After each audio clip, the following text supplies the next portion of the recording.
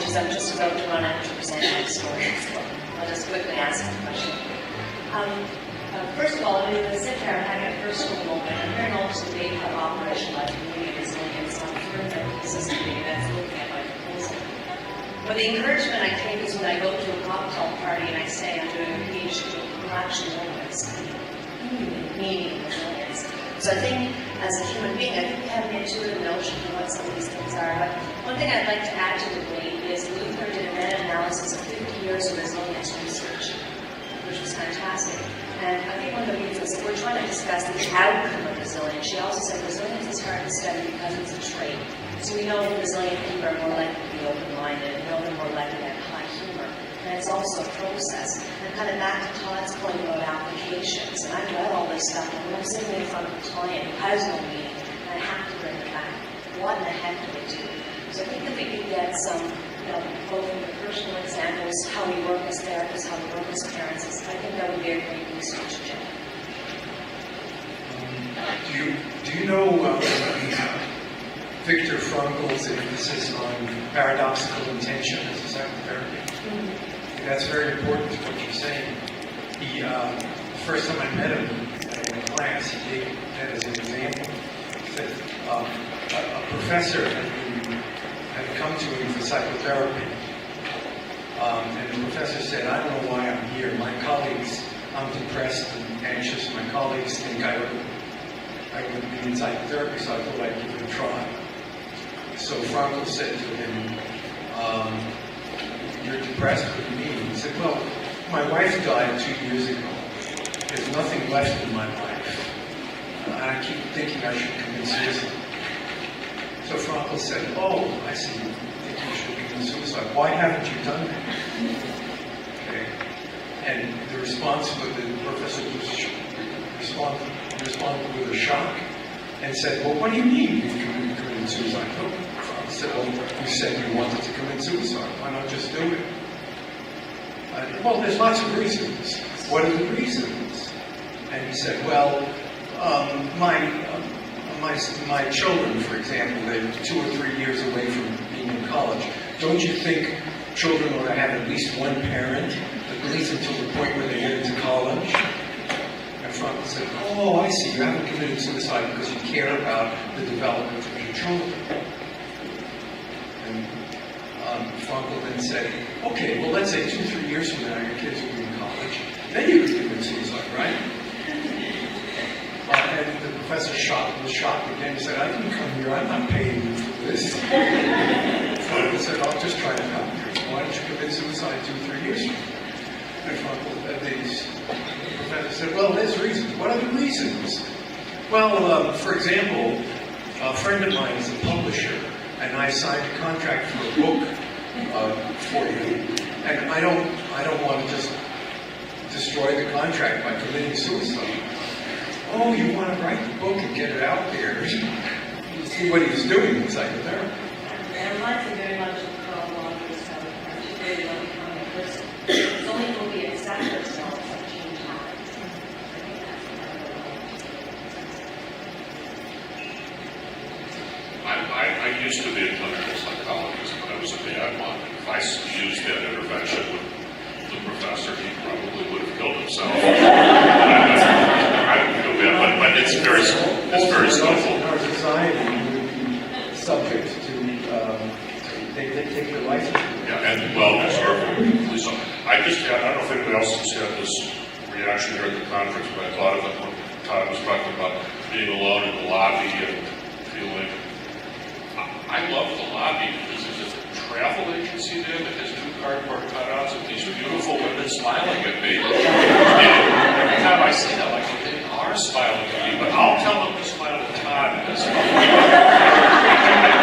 You all have seen those. I think the more general point, though, is that maybe this is something Laura was saying, is like, it's out there, even if it's a cardboard cutout. And we are attuned to find it, and that's what is bright. Every time I walk by, it brightens my day. You can do it too. One thing we've thought about with kids is that often the meanings they can absorb from society are ones they can't achieve.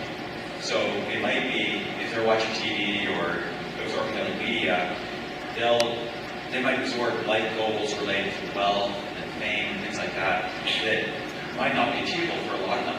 And apart from that, they might also not meet their basic needs of autonomy, growth, confidence, and relatedness.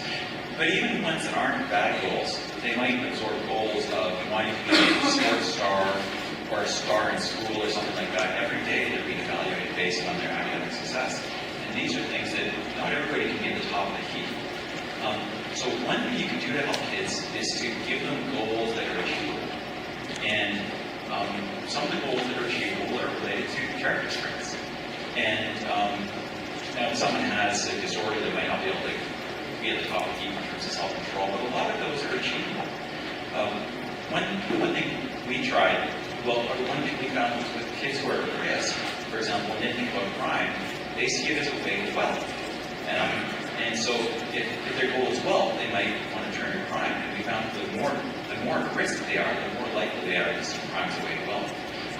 So one thing we tried is strengths here. And I did this with a couple of colleagues, Steve Dooley and Peter Beck. We brought a bunch of kids in, and then as speakers, it was almost like a Christian church testimony without the divine. They would talk about their life and talk about how they could have gone astray, but how they didn't. In one case, we brought in 3 university athletes who just graduated, and we said, we don't want to hear about the things that you did wrong. You can talk about that a little bit. The goal is not to talk about what you did wrong, but how you succeed. One day we had a kid whose father had been a gang member and had been killed. The other time we had a banker. The other time we had a university instructor. And what we did is we had kids get into small groups and talk about what strengths help those people succeed. And we didn't tell the speakers we were going to do this. We said, just talk about how you succeeded, how you stayed out of trouble. You could have done but didn't. And then the kids talk about what strengths help those people succeed. And then we had a group, and there were adult facilitators in each group. And then the kids came back and they reported back what they thought. And the speakers got a chance to respond, yeah, that's true, and that's not accurate. And then we had the kids go back in groups and talk about ways that they or we can help develop these strengths in others. And it was really interesting because the one group we did it with was a group of kids who were in some sense at risk. The other group we did it with was a lot of kids who were leadership kids. And both groups responded really positive. And they liked this. And just getting to think about these things that they could think about as life goals. And these can come across as self-focused. We weren't saying go out and change the world. They were in a sense self-focused, but again, a lot of these character strengths are ones that would encourage transcendence and doing things that would benefit others. So that's just one possible way forward. One more comment, and now I'll close this. Thank you, everybody, for the really stimulating discussion. I just have a comment about something you were saying about life scales. You said that a person could score a 6 on a life scale, a 6 or a 7, and then after a traumatic event, they could return to the 6 or 7, but that the 6 means something different. I would argue that the 6, when a person responds to 6 or 7 on a scale, it reflects the relative position on the scale based on primarily the affect, the cognition, and the social comparison. And I would ask you to consider whether it's not the 6 that has changed, but their understanding of the angles of the scale that has changed, rather than the scale of the 6 itself. Yeah, no, I think that perfectly reasonable. Okay, may I summarize this thing? We all agree that proceeding requires multiple measures to measure proceeding. We can measure symptoms, we can measure well-being, we can measure self-confidence, self-esteem.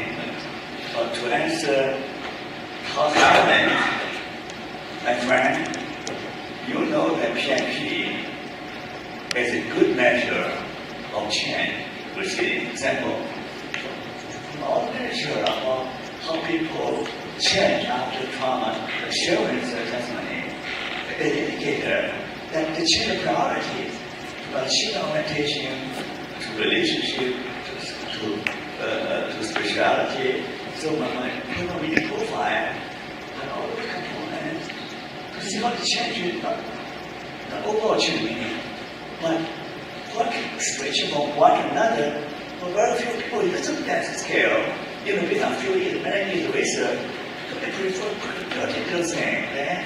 And I mean, that program repeats in a way. When I look at in one way that I mean, one detailed survey opinion that based on solid research, but when I use the critical scale, the shape. So that outstanding, Which, I'm sorry, which is personal meaning profile, you can check my book, personal meaning profile. this is your scale? But I mean, around I mean, use it quite often. Most part psychology don't use that. Now, because before the 64-page item, now I just have a short version. Hopefully, more part psychology will pick it up. But it will actually measure resilience, personal growth, actually measure changes in priority, change in the meaning. Great, Paul. Can I just have a response? And this response to your mention is everything you say is right. Your theory is right. Thank you. That's obvious. I hope I'll put next issue from the next issue the process was a trait, and the great process was a trait. The question is that is a student the trait a tough guy, meaning tough guy, but how do I become tough guy when it comes to a lot of suffering? So it's a trait or process, and open to one understand. For you, it's a trait, right? Not sure. My question is that is resilience a trait or a process? I see resilience as a process. Some people don't. Some people see it as a trait. But I see it as a process. And from my point of view, resilience can either be just remaining, keeping your life together despite stress, or growing and developing as a function of dealing with the stresses and trying to resolve them. But in any event, for me, resilience is a process, not a trait. That's why I don't measure it. But hardiness is a personality trait. Then you said that hardiness is a personality trait. That's right. But hardiness is a sign of a resilient person. Well, yes, it can be a sign of resilience, but again, it depends what kind of resilience. It can be a sign of one sort of resilience. Okay? With the resilient notion, you can either measure that a person isn't resilient, in other words, they fall apart under stress, or that a person is resilient because they just maintain their functioning under stress, or they can improve their functioning under stress. All of those can be called resilient. Those last two can be called high resilience. And from my point of view, hardiness is a personality trait, and it's related to the second form of resilience, not the first. Now, it can also be related to the first. If you did a correlational analysis, you'd find a positive correlation. But if you did a correlational analysis with the second form of resilience, you'd see a higher correlation. Paul, I'm going to answer your question with a yes. It's both. It depends how you define it. There isn't a single definition of resilience. I accept your definition. I also accept George's, Sal's definition. And so we have to focus when we're making a point. I think we need to contextualize that in terms of the author's definition of that. So I don't think there's an answer to my flippant response is like yes. I don't think there's a single answer to your question. Yeah, that's why I said I would. I think, at least the way I choose to define resilience, it's got to be a process because it's something that's only apparent over time. That said, it's a process that's influenced by dispositions, traits, if you will. I would certainly think hardiness is an important one, as is optimism, as is life satisfaction. But so too are circumstances. So I'll talk this afternoon about a longitudinal study that we're doing with soldiers, and who comes back, you know, to where they started with respect to life satisfaction symptoms, qualify it carefully. And one of the things that predicts it is the leadership they have. And the leadership is neither a state nor a trade. It's a circumstance that some soldiers are fortunate enough to have good leaders and some aren't. So, there's a lot of predictors. I think resilience itself is simple to define, but then it's difficult to explain because there's so many influences on it. I would give a more complicated answer. Last 3 years, I'm head of a lab of personality development in physically challenged students, and we do some research and longitudinal research and some other research with them. And interesting thing, I'll just summarize in a theoretical, the result received in some theoretical models. So there are different levels of personality resources.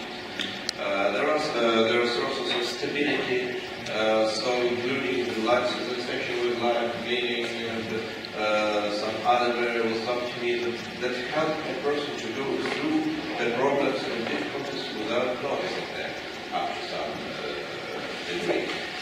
Just not without noticing them at all. It's not a problem. We will just until they meet serious adversities. The next level is coping. Coping strategies, in fact, it's not strategies, it's just a self-sustaining operational mechanism. So if you diagnose some types of coping in some person, this means that this person will use those copings in all the situations. It's automatically they switch on in case of need, in case of some problem situation. So the type of yes, it's a trait. I think it goes beyond awareness. Well, the person is equal to oneself in all situations, but then it is still more serious situation when the person has become stronger, then the situation becomes less determined, then self-regulation mechanisms start working, like tolerance for ambiguity, hardness, well, some other things that refer to what I call personal potential, and it's not something like trait, but it's the way, more or less consciously chosen the way of responding to challenges. It can be different. It's a strategy. Strategy is something that is quite stable and persistent, but this is something you choose and you could make a different choice. So, and this is why, this is more serious cases, and then, in fact, if we compare the students, physically challenged students, with their conditionally healthy mates, well, we see that positive outcomes in terms of satisfaction with life and so on, are predicted by copings in conditionally healthy students. But in physically challenged students, they are not predicted by copings, but rather by self-regulation mechanisms, more complicated ones, more sophisticated ones. And so what works automatically in healthy students doesn't work automatically in the physically challenged. They need a more complicated structure of responding to those needs. So the answer to your question is resilience may may take different forms in different levels. Well, depending on the person situation ratio, like it is in the high body skills challenge ratio. So first, just there is the resources of stability. They are not to respond at all to the situation. Then automatically the copings, so they act just automatic responses, and then more conscious, elaborated self-regulation adjustment. I feel like I should add one more soapbox to my mix. I think that we put resilience on a pedestal, and I think we devalue recovery. And I think the idea that you enter a state of psychological disarray in the aftermath of difficult events, that's not as good as resilience. I spent a year working with child rape victims, and I had this one client of mine where she was 8 years old, and she's walking down the street by herself in South Carolina, and a couple of her friends told her, let's go to an abandoned house, we're going to go drink, this is a tough neighborhood. Three boys proceeded to rape her repeatedly. She survived that. She was in her parents couldn't handle it, her father particularly couldn't handle it. She was sent off to a foster home, a foster parent raped her, and then she was re-entered in the foster care system again, and then thankfully there was a decent family who I was seeing as clients. She was out of Resilient, according to any definition that anyone was providing or any of the books that are happening. She had post-traumatic stress disorder, depression, you name the DSM-E's that she had there. What was interesting about her, and which was, she scarred on me for life in a good way. It's a little bit more of a tattoo than a scar. Scar samples. Is I remember how fucking funny she was during the first session. This girl was so, she always made me laugh. And the initial response was, Freudian response is, oh, here's a defense mechanism. We're talking about sexual assault, multiple instances, and she's, making jokes, and she was funny. She was just really fun. And I always had always was trained to always end the session on a happy note as much as you can. So we always talk about her beloved pets, which I hate pets. So clearly, this was really, I'm getting paid to do this to make sure that we're going to talk about pets for 5 minutes. And she loved styling people's hair. I mean, these were her two things, right? But she was in the midst of despair. I mean, she was suffering. And my whole thing was, I was just guiding her to recovery. And by the end of 3 months of therapy, and I kept all the tapes, and I asked her for permission if I could show them to my grad students that I teach these classes through supervision over the years, because I wanted to listen to tapes of how she told the narrative of the sexual assault, how it changed over the course of therapy. In the beginning, she would always talk about, they were on top of me, and then all of a sudden, I just felt sweaty, and they put their clothes back on. And then by the end, it was really graphic and detailed, the way that these perpetrators were talking to her. And we got to the point where, what did they do? They didn't say, oh, you're annoying. I mean, what did they really say for doing this? It's good. Let's put a time thing on a brief story. And so as we're going through this, by the end of 3 months, grades go up. She's in a romantic relationship. She's as much as in a romantic relationship she can as 9 years old. This just means she got her ice cream and full pants. She's got, she has friends back again, and she's cheerleading. She's in track and field. This is our province. I don't understand why we give psychopathology to over here in psychology. We just play with resilience and character strengths over here, and why it's not the totality and holistic nature of the human condition. And we siphon off and create these arbitrary boundaries between these things. This story of recovery will always resonate with me as, why does everyone have a talk that has resilience in the title, as opposed to, and this is what I think this has been a big contribution of saying, there are two pathways. They're separable. They're both interesting. We need to understand them both. There's recovery and there's resilience. Instead, let's not arbitrarily say that resilience is better than recovery.